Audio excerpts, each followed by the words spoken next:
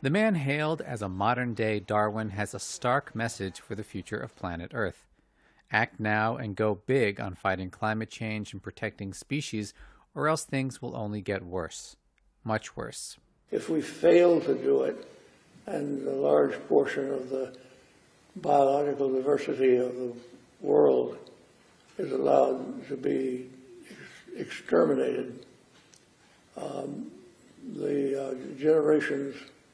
all the generations to come, that carelessness will regard it as one of humanity's greatest failures.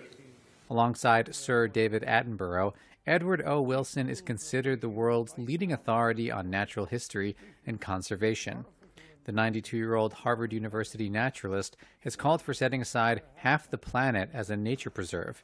And in an interview in Boston with Reuters, he said that despite our differences, humankind is not too polarized to save the planet. If we just take a little bit of care and measure what we will achieve in saving the rest of Earth's biology by setting aside more space than we have in the past, it'll be one of our humanity's proudest achievements.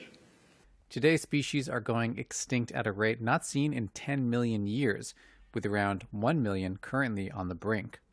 To limit the loss, the United Nations has urged countries to commit to conserving 30% of their land and water, almost double the area currently under some form of protection, by 2030.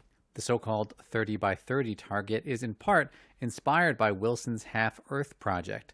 First outlined in 2016, it calls for protecting half the planet's land and sea so there are enough diverse and well-connected ecosystems to reverse the course of species extinction.